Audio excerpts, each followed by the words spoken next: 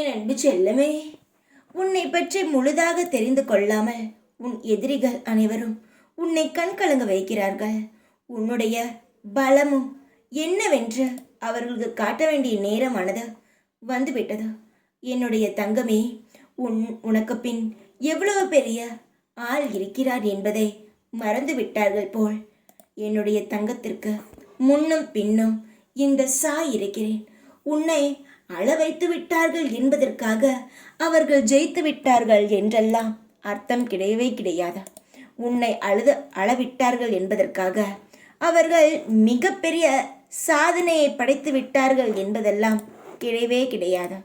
அவர்கள் அனுபவிக்கப் போகிறார்கள் பார், அதுதான் வழி, மரண வழியாக அவர்களுக்கு இருக்கும். சாதாரணமாக உன்னை வார்த்தையால் அவமானப்படுத்தி விட்டார்கள், செயலால் காயப்படுத்தி விட்டார்கள்.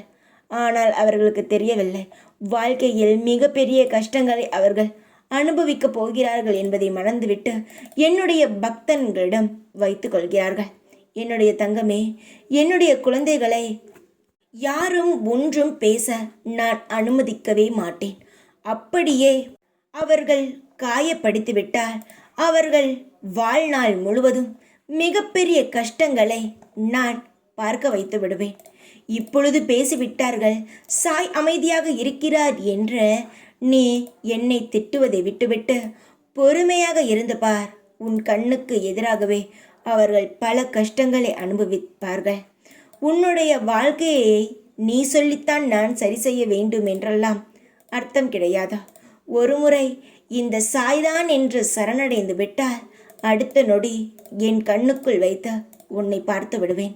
சில சமயங்களில் கர்ம வினைகள் வேலை செய்கிறது. அதனால் சில விஷயங்கள் நடக்கக்கூடாத விஷயங்கள் நடந்து விடுகிறது. அதற்கு யாரும் ஒன்றும் செய்ய முடியாது. என்னுடைய தங்கத்திற்கு எந்த ஆபத்தும் வராமல் நான் காப்பேன், நான் காவல் காப்பேன் என்பதை மறந்து விடாதே. மற்றவர்கள் பேசும் வார்த்தையை நினைத்து நீ வாடிப்போய் நிற்காதே. என்னால் உன்னை நிஜமாகவே பார்க்க முடியவில்லை. என்னுடைய தங்கத்திற்கு முழு சக்தியும் நான் தருவேன். அனைத்து வழிகளையும் நான் சுமப்பேன். உன்னுடைய வாழ்க்கையில் இருக்கும் அனைத்து காயங்களையும் நான் எடுப்பேன். உன் கண்ணுக்கு முன்பாகவே உன்னுடைய எதிரிகள் அனைவரும் சித்திரவதையை அனுபவிப்பார்கள். நீ கவலைப்படாதே. நான் சொன்னதை மட்டும் நீ எப்பொழுதும் ஞாபகம் வைத்து கொண்டு சந்தோஷமாக இருந்தால் மட்டுமே போதும். சிலருக்கு என்னை புரியும், சிலருக்கு நான் எவ்வளவு சொன்னாலும் புரிய போவது கிடையாது. திட்டுபவர்கள் திட்டிக்கொண்டே இருக்கட்டும். என்னை நான் தான் எல்லாம் என்று வருபவர்கள் என்னிடம் நிச்சயமாக வந்து என்னை நம்புவார்கள். நீ என்னை நம்பு. நான் உனக்கு எப்பொழுதும் துணையாக இருக்கிறேன். தைரியமாக இரு. எப்பொழுதும் உன் கூடவே இருப்பேன் நான். ஓம் சாய்ராம்.